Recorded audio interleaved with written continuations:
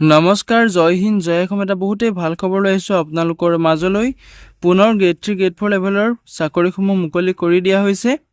এই পোষ্টসমূহত যদি আপুনি এপ্লাই কৰিম বুলি ভাবিছে, ভিডিঅ'টো শেষলৈকে চাই যাব, অলপো স্কিপ নকৰাকৈ। যদি ভিডিঅ'টো ভাল পায় তেনেহ'লে এটা লাইক কৰিব, আৰু মোৰ চেনেলটোলৈ যদি প্ৰথমবাৰৰ কাৰণে আহিছে তেনেহ'লে চেনেলটো ছাবস্ক্ৰাইব কৰি ল'বলৈ নাপাহৰিব, যাতে প্ৰতিদিনে এই ধৰণৰ চাকৰি খবৰ পাই থাকিব পাৰে। লগতে ভিডিঅ' ডেছক্ৰিপশ্যনত মই হোৱাটছআপ চেনেলৰ লিংক দিছোঁ, তাতো গৈ আপোনালোকে হোৱাটছআপ চেনেলটো ফ'ল' কৰি ল'ব, যাতে প্ৰতিদিনে জবৰ আপডেটসমূহ পাই থাকিব পাৰে। যিহেতু পুনৰ নতুনকৈ আপোনালোকৰ বাবে গ্ৰেড 4 গ্ৰেড 3 লেভেলৰ চাকৰিসমূহ মুকলি কৰি দিয়া হৈছে।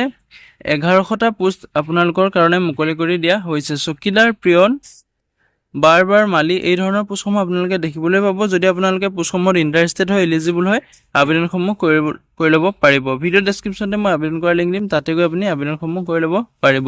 লগতে ভিডিঅ'টো সকলো বন্ধু বান্ধৱীলৈ শ্বেয়াৰ কৰি দিব, যাতে সকলোৱে জবৰ আপডেটসমূহ পাই থাকিব পাৰে। ইয়াতে দেখিবলৈ পাইছে Indian Navy civilian recruitment 2025 1100 post online apply. যিহেতু ইণ্ডিয়ান নেভি ফালৰ পৰা গ্ৰেড 4 গ্ৰেড 3 লেভেলৰ পোষ্টসমূহ মুকলি কৰি দিয়া হৈছে চিভিলিয়ান ৰিক্ৰুটমেণ্ট 2025ৰ দ্বাৰা।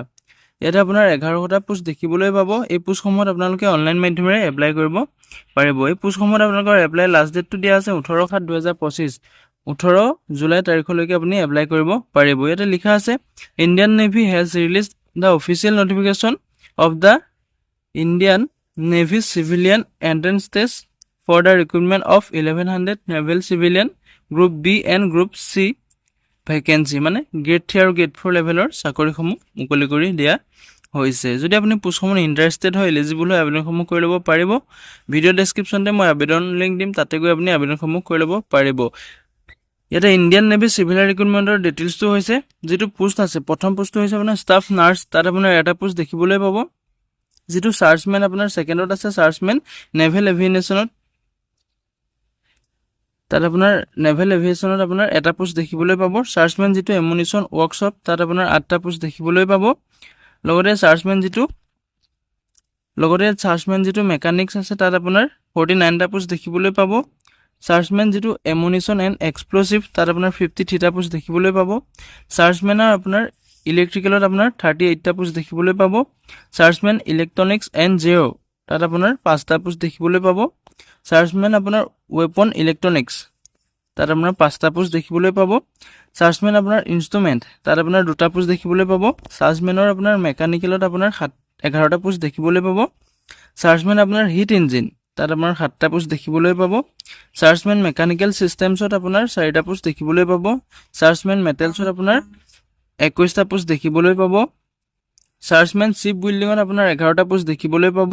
চাৰ্জমেন মিল ৱাইটত আপোনাৰ 5টা পোষ্ট দেখিবলৈ পাব। চাৰ্জমেন আপোনাৰ এক্সিলাৰীত আপোনাৰ 3টা পোষ্ট দেখিবলৈ পাব। চাৰ্জমেন ৰেফ এণ্ড এচিত আপোনাৰ 4টা পোষ্ট দেখিবলৈ পাব। চাৰ্জমেন যিটো মেকাট্ৰনিক্স, তাত আপোনাৰ এটা পোষ্ট দেখিবলৈ পাব। চাৰ্জমেন যিটো চিভিল ৱৰ্কছ, তাত আপোনাৰ 3টা পোষ্ট দেখিবলৈ পাব। চাৰ্জমেন যিটো মেচিন, তাত আপোনাৰ 2টা পোষ্ট দেখিবলৈ পাব। চাৰ্জমেন যিটো আপোনাৰ প্লেনিং প্ৰডাকশ্যন এণ্ড কণ্ট্ৰল, তাত আপোনাৰ 13টা পোষ্ট দেখিবলৈ পাব। এছিষ্টেণ্ট আৰ্টিষ্ট ৰিটৰ্চাৰত আপোনাৰ 2টা পোষ্ট দেখিবলৈ পাব।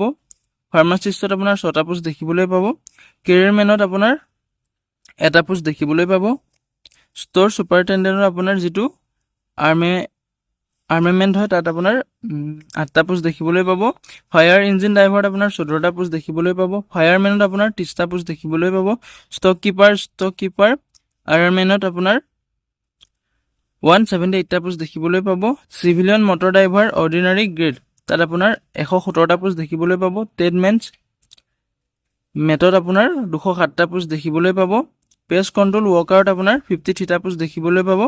ভেণ্ডাৰীত আপোনাৰ 1টা পোষ্ট দেখিবলৈ পাব। লেডি হেল্থ ভিজিটৰত আপোনাৰ 1টা পোষ্ট দেখিবলৈ পাব। মাল্টিটাস্কিং ষ্টাফ যিটো মিনিষ্টেৰিয়েল হয়, তাত আপোনাৰ 9টা পোষ্ট দেখিবলৈ পাব। মাল্টিটাস্কিং ষ্টাফ যিটো নন ইণ্ডাষ্ট্ৰিয়েল হয়, তাত আপোনাৰ 81টা পোষ্ট দেখিবলৈ পাব। মাল্টিটাস্কিং ষ্টাফৰ যিটো নন ইণ্ডাষ্ট্ৰিয়েল ডিজাৰ হয়, তাত আপোনাৰ 2টা পোষ্ট দেখিবলৈ পাব। মাল্টিটাস্কিং ষ্টাফৰ যিটো নন ইণ্ডাষ্ট্ৰিয়েল যিটো ধুবিৰ পোষ্ট হয়, তাত আপোনাৰ 4টা পোষ্ট দেখিবলৈ পাব।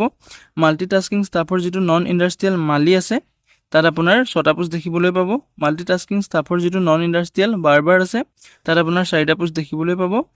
যেটো কনষ্ট্ৰাকচনত আছে আপোনাৰ তাত দুটা পোষ্ট দেখিবলৈ পাব এই ধৰণে আপুনি গেট 3 গেট 4 লেভেলৰ পোষ্টসমূহ মালি ধুবি বাৰবাৰ এই ধৰণৰ পোষ্টসমূহ আপুনি দেখিবলৈ পাব যদি আপুনি এপ্লাই কৰিম বুলি ভাবিছে ইন্টাৰেষ্টেড হৈ এপ্লাই কৰিব পাৰিব ভিডিও ডেসক্ৰিপচনতে মই এপ্লাই কৰাৰ লিংক দিম তাতে গৈ আপুনি এপ্লাই কৰি ল'ব পাৰিব ইয়াতে বয়সৰ লিমিটটো আপোনাৰ 18 বছৰৰ পৰা 40 বছৰলৈকে আপোনাৰ বয়সটো থাকিব যেটো গভৰ্ণমেন্টৰ ৰুল হয় লগতে আপোনালোকৰ এজ সিলেকচন দিয়া আছে এসসি এসটি কাৰণে আপোনাৰ 5 বছৰকৈ এজ সিলেকচন দিয়া আছে ওবিসিৰ কাৰণে 3 বছৰকৈ এজ সিলেকচন দিয়া আছে পিডব্লিউবিডিৰ কাৰণে যিসকল আনৰিজাৰ্ভড পৰে তেওঁলোকৰ কাৰণে 10 বছৰকৈ এজ সিলেকচন দিয়া আছে পিডব্লিউবিডিৰ যিসকল ওবিসিৰ হয় তেওঁলোকৰ কাৰণে 13 বছৰকৈ এজ সিলেকচন দিয়া আছে পিডব্লিউবিডি যিসকল এসসি এসটি হয় তেওঁলোকৰ কাৰণে 15 বছৰকৈ এজ সিলেকচন দিয়া আছে এক্স সাৰ্ভিসমেন্টৰ কাৰণে 3 বছৰকৈ এজ সিলেকচন দিয়া আছে যদি আপুনি পোষ্টসমূহত এপ্লাই কৰিম বুলি ভাবিছে ভিডিও ডেসক্ৰিপচনতে মই এপ্লাই কৰাৰ লিংক দিছো তাতে গৈ আপুনি এপ্লাই কৰি ল'ব পাৰিব এটা এক্সামিনেশন ফিজটো দিছে আপোনাৰ 297 টকাকৈ আপুনি এপ্লিকেশন ফিজ কাটিব লাগিব ইয়াতে যিসকল এসসি এসটি পিডব্লিউডি এক্স সাৰ্ভিসমেন আছে